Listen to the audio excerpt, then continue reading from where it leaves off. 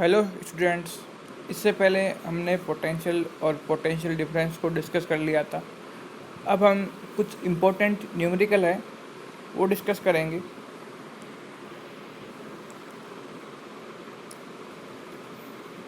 Example first, if 100 joule of work has to be done in moving an electric charge of 4 coulomb from a place where potential is -10 volt to another place where potential is V volt, find the value of V। तो देखो, सबसे पहले हमें क्या देखो किस किस की वैल्यू दी हुई है। W वर्क डन की वैल्यू दी हुई है, कितनी दी हुई है 100 जूल। और इसमें ये कहा गया है कि एक चार्ज है 4 कूलम जिसको हम ला रहे हैं। तो इसका मतलब अगर हम अकॉर्डिंग टू डेफिनेशन देखें, मान लो कोई क्यू चार्ज है और यहाँ पे क्यू नोट है जिसको हम ला रहे हैं।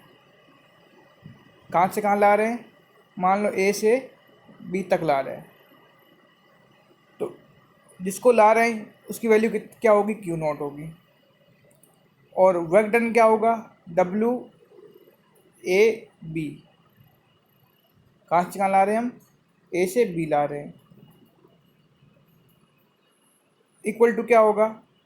We B minus V A. अब देखो यहाँ पे किसकी वैल्यू दी हुई है वो देखना है सबसे पहले। तो जिसकी वैल्यू दी हुई है क्यू नॉट की वैल्यू दी हुई है। क्यू नॉट कितना है जिसको हम ला रहे हैं? वो है 4 कूलम। इसका मतलब क्यू नॉट की वैल्यू हो गई 4 coulomb. Work done W A B दिया हुआ है 100 जूल। और जहाँ पे 4 कूलम पहले है वहाँ पे पोटेंशियल की वैल्यू दी हुई है। इसका मतलब वी ए की वैल्यू दी हुई है। वी ए कितना है? -10 वोल्ट। यहाँ देखने वाली बात है कि किस किस की वैल्यू हमें दी हुई है वो हमें पहले देखनी होगी। उसके बाद हमें फॉर्मूला अप्लाई करना होगा। तो सबसे पहले हम देखें कि क्यू नॉट की वैल्यू दे रखी है 4 कूलम। डब्ल्यू ए भी दे रखा है वर्क 100 जूल।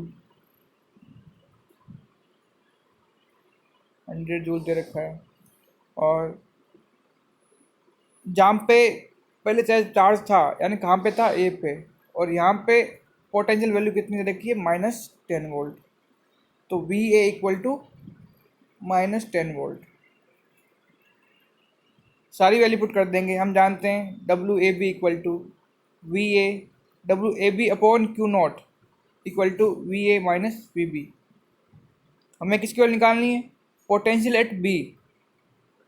तो डब्ल्यू ए बी की वैल्यू पता है, क्यू नॉट की हम जानते हैं, वी ए की वैल्यू हमने दे रखी है। तो पुट करके किसकी वैल्यू निकालेंगे हम? वी बी की। तो इस सॉल्यूशन में देखते हैं हम। यहाँ देखो solution, W A B equal to 100 joule, Q not 4 coulomb, V A equal to -10 volt, W B equal to V हमने मान लिया, लेट एज्यूम कर लिया। और फॉर्मूला हम जानते हैं W A B upon Q not equal to V B minus V A. Put करते ही वैल्यू आएगी वी की इक्वल टू 15 वोल्ट। तो ऐसे हम न्यूमेरिकल को वैल्यू पहले हमें देखना है कि किसकी वैल्यू दे रखी है, हमें क्या वैल्यू फाइंड करनी है, उसके हिसाब से फॉर्मूला अप्लाई करना होगा।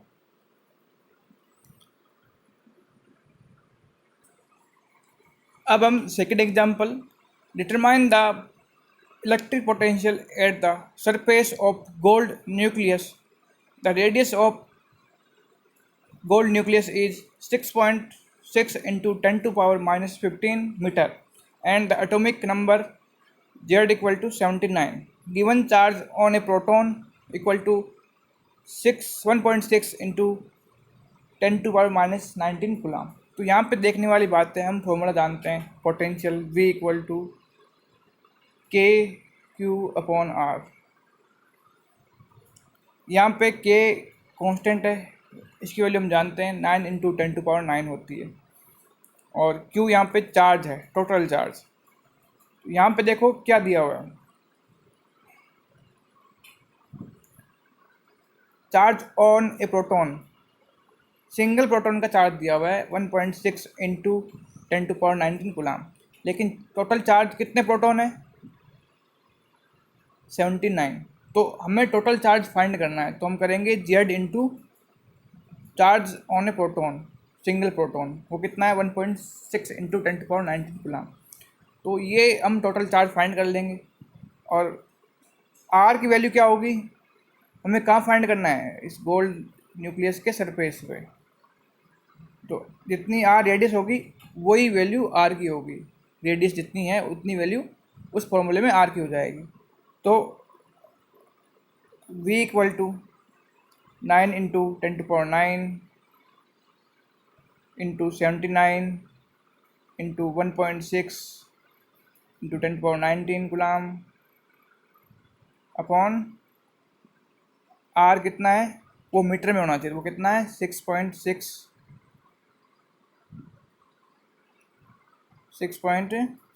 इंटू 10⁻−15, ये वैल्यू आ जाएगी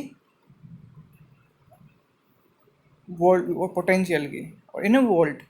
तो ऐसे हम पहले वैल्यू देखेंगे किस किस दे रखी है, हमें क्या क्या फाइंड करना होता है।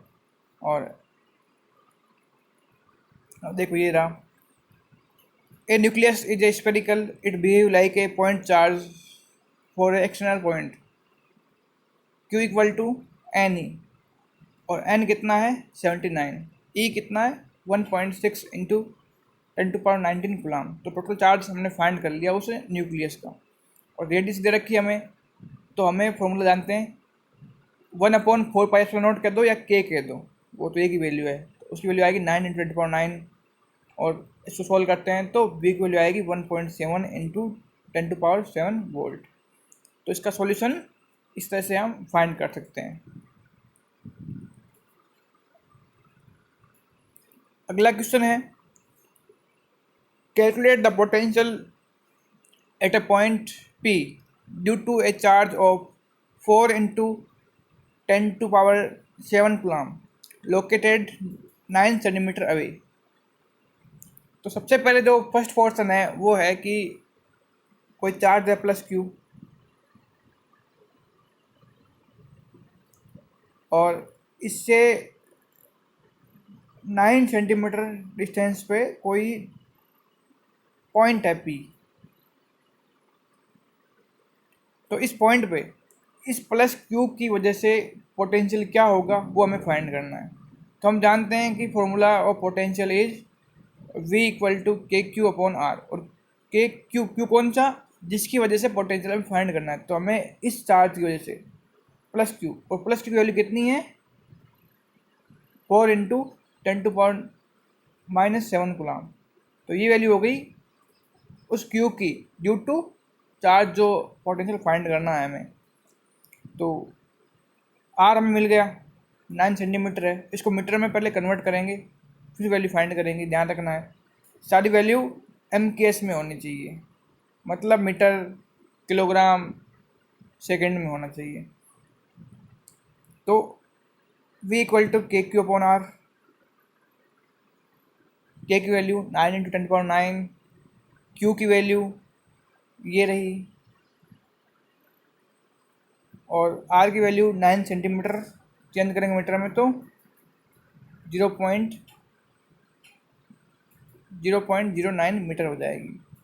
और अब हमें इस तरह से हम V की वैल्यू फाइंड कर लेंगे पोटेंशियल की। सेकंड जो क्वेश्चन है वो है, hence obtain the work done is bringing a charge of 2 into 10⁻9 coulomb 10⁻−9 coulomb. तो अब इस चार्ज को हम ला रहे हैं कहाँ से 9 सेंटीमीटर से, सॉरी हाँ, हम ला रहे हैं इन्फिनिटी टू P पॉइंट पर। तो कितना वर्क डन हमें करना पड़ रहा है, तो हम जानते हैं W equal to W upon Q not equal to potential at P। तो पोटेंशियल एट P हमने फाइंड कर लिया था अभी पहले पोर्शन में, जितना वैल्यू आएगी उसको हमें मल्टीप्लाई कर देंगे क्यू नोट से, और क्यू नोट क्या है, जिसको हम ला रहे हैं, हम किसको ला रहे हैं, इस चार्ज को ला रहे हैं। इसकी वैल्यू कितनी है, 2 ×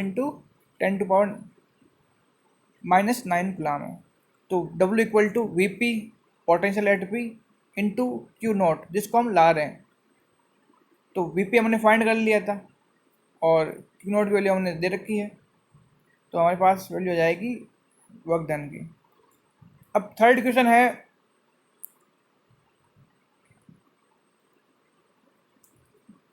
does the answer depend on the path along which the charge is brought. मतलब जिस पाथ से हम ला रहे हैं उस चार्ज को, उस पाथ पर डिपेंड करता है कि नहीं करता, तो नहीं करता। आपको इसमें देखना है फॉर्मूले में कि v इक्वल टू क्या होता है, के क्यू अपॉन आर। ये आर डिस्टेंस, जितनी भी डिस्टेंस होती है आर उससे मतलब होता है, वो चाहे कैसे भी आए हमें उससे मतलब नहीं होता। लास्ट टाइम वो कहाँ पे होता है, लाते वक्त एक पी पॉइंट पे था, अब पी पॉइंट पे था, वो कैसे भी आया हो हमें उससे मतलब नहीं होता।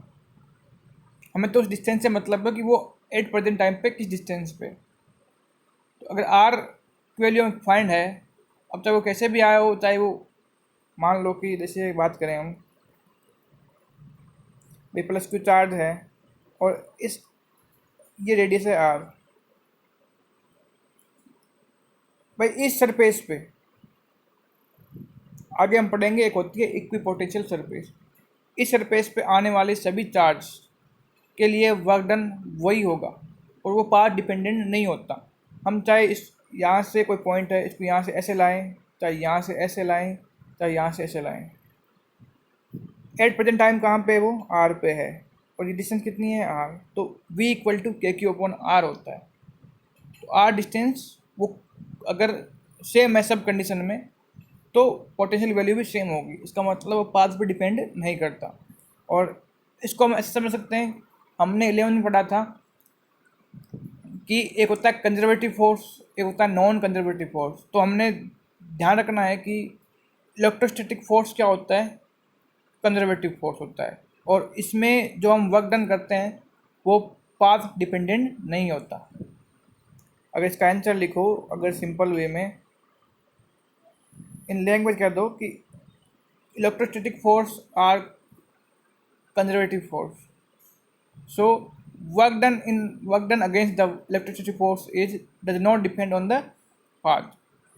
तो इसका सॉल्यूशन हम देखते हैं। देखो, पहले पोटेंशियल निकाल लिया हमने वैल्यू फाइंड करके, वैल्यू आई ये, फिर वर्क डन की वैल्यू हमने कैसे फाइंड की है, W equal to Q naught V की वैल्यू ये रही, और क्यू नॉट की वैल्यू कितनी है, 2 × 10⁻⁹ कूलाम। तो टोटल वर्क डन कितना हो गया, 8 × 10⁻⁵ जूल। थर्ड ऑप्शन है, know the answer does not depend on the path along which the charge is brought. अगर जिस पाथ के अगर अलोंग हम ला रहे हैं उस पाथ पर डिपेंड नहीं करता।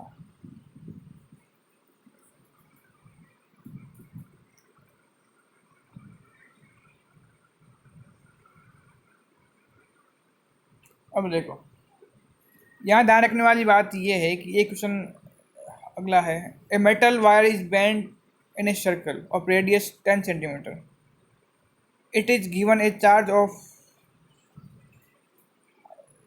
200 microcoulomb which spread on it uniformly. Calculate the electric potential at its center। तो यहाँ पे देखने वाली बात है कि अगर कोई चार्ज, एक वायर को हमने सर्कल पर बेंड कर दिया और हमें ये कह रहा है कि इस पे प्लस चार्ज क्या है, यूनिफॉर्मली डिस्ट्रीब्यूट हो गया इस वायर पे, और वो कितना है, वो है 2 माइक्रोकूलम। वो कितना है, 2 माइक्रोकूलम है। तो देखने वाली बात है कि हम क्या करते हैं, हमने जो एक कंडीशन पढ़ी थी कि अगर बहुत छोटे छोटे चार्ज होते हैं, अलग अलग चार्ज होते हैं, उसकी वजह से एक पॉइंट पर अगर हम पोटेंशियल निकालें तो हमें उनका सीधा एडिशन करना पड़ता है, डायरेक्शन से हमें मतलब नहीं होता। इसका मतलब है कि अगर हम इस छोटे से एलिमेंट की बात करें, इसकी वजह से सेंटर पे डिस्टेंस कितनी होती है, आर। अब इस एलिमेंट की वजह से जो पोटेंशियल होगा वो मान लें हम V1, और इसी वजह से मान लें इस एलिमेंट को V2। ऐसे करके हम इस जो वायर है इसको हम छोटे छोटे पार्ट में डिवाइड कर सकते हैं। तो अगर हम इनको ऐड करें, जितनी बात है इस फॉर्मूले में देखो, आर तो कांस्टेंट रहेगा, आर तो रेडियस तो कांस्टेंट रहेगी। चेंज क्या हो रहा है? चार्ज डिस्ट्रीब्यूशन चेंज हो रहा है। और अगर हम उनको सिंपल ऐड करते हैं चार्ज को, तो टोटल चार्ज कितना आएगा? इतना इस पर डिस्ट्रीब्यूटेड है, वो कितना है? 200 माइक्रोकुलाम। तो हम सीधा फॉर्मूले से पुट कर सकते हैं कि देखो कैसे फाइंड करें हम।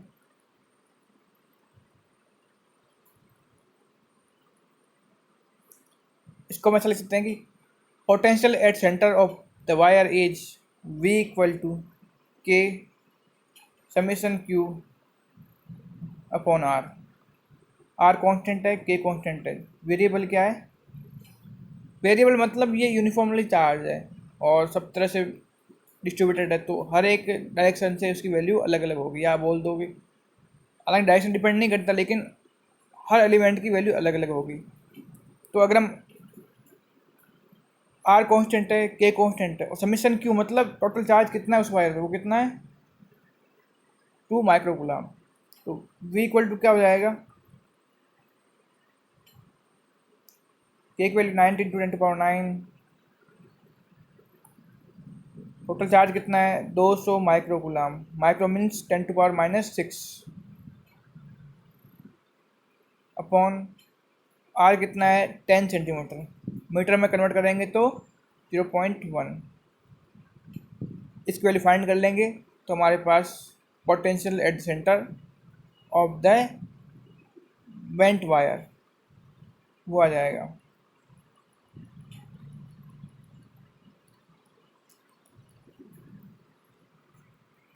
इन्होंने ऐसा कर रखा है, डी क्यू एलिमेंट माना है, फिर समीशन किया है, तो वो की वही बात है, समीशन क्यू हमने निकाल लिया देखो। और ये वैल्यू पुट करेंगे हम, तुम्हारे पास आ जाएगा लास्ट में V की वैल्यू आ जाएगी 18 × 10⁶ वोल्ट। क्योंकि पोटेंशियल क्या है? स्केलर क्वांटिटी है, उसको हमें सीधा जोड़ना पड़ता है, हमें इस डायरेक्शन से मतलब नहीं वो किस डायरेक्शन पे क्या है। तो इस तरह से हम कुछ न्यूमेरिकल हमने देखे हैं और कुछ कंसेप्ट शायद क्लियर हो जाएंगे। और अगले चैप्टर में हम पढ़ेंगे equipotential surface, property of potential,